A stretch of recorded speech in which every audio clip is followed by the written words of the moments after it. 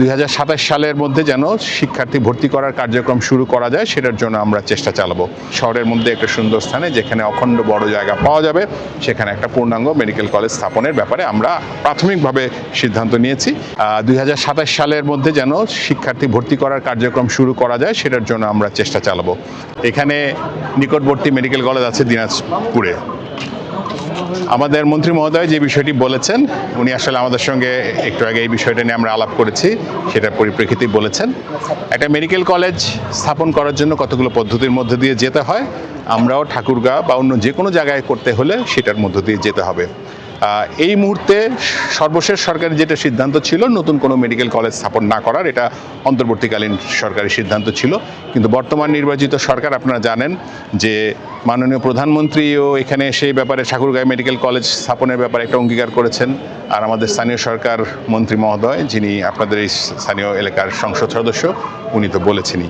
সেই উদ্দেশ্যে আজকে আমরা একটা উচ্চ পর্যায়ের টিম এসেছিলাম। আমরা সরেজমিনে পুরো জায়গাটা দেখেছি। তো আমরা আশা করছি যে সাময়িক একটা টেম্পোরারি ক্যাম্পাস আরম্ভ করে চিজি আইসক্রিমের সাথে ভেলভেটি কেকের মিশ্রণে পোলার রেড ভেলভেট আইসক্রিম, মন ভালো থাক।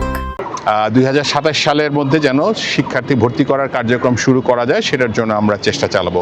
তবে আমরা অবশ্যই চাইবো যে যেন তেন করে কোনো রকম একটা মেডিকেল কলেজ চালু করা না হয়। আপনারা জানেন যে বিগত সময়ে 6টা মেডিকেল কলেজ এরকম করা হয়েছে, যার কোনো ক্যাম্পাস নাই, কোনো ভবন নাই, কিচ্ছু নাই, শুধু নাম করা মেডিকেল কলেজ চালু করা হয়েছে।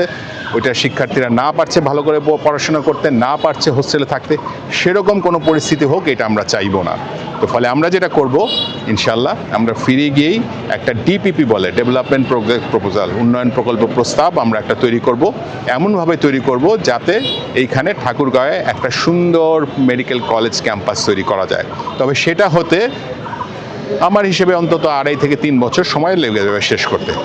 তার আগের সময়টায় যদি আমরা 2027 সালে ভর্তি করতে চাই, তবে আপনাদের যে এখন যে সমস্ত বিদ্যমান কাঠামো আছে কিছু, যেমন পুরাতন হাসপাতালের ক্যাম্পাসে কিছু পরিত্যক্ত ভবন আছে, সেখানে আরও কিছু সাময়িক নির্মাণ কাজ, অস্থায়ী নির্মাণ কাজ করে হয়তো আমরা সেখানে আগে শুরু করার কথা চিন্তা করছি। এবং পরবর্তীতে আরেকটা সুন্দর স্থানে, শহরের মধ্যে একটা সুন্দর স্থানে যেখানে অখণ্ড বড় জায়গা পাওয়া যাবে, সেখানে একটা পূর্ণাঙ্গ মেডিকেল কলেজ স্থাপনের ব্যাপারে আমরা প্রাথমিকভাবে সিদ্ধান্ত নিয়েছি। এটা অবশ্যই চূড়ান্ত সিদ্ধান্তের জন্য আমরা অধিদপ্তরে যে এটার আমাদের কমিটির রিপোর্ট তৈরি হবে, মন্ত্রণালয়ে যাবে, মন্ত্রণালয়ে আলোচনা হবে এবং পরবর্তী ধাপগুলো বাস্তবায়িত হবে। তবে আমি ব্যক্তিগতভাবে খুবই আশাবাদী যে ইনশাল্লাহ ঠাকুরগাঁওবাসীদের দীর্ঘদিনের যে আশা আকাঙ্ক্ষা, সেটা হয়তো আমরা পূরণ করতে যাচ্ছি।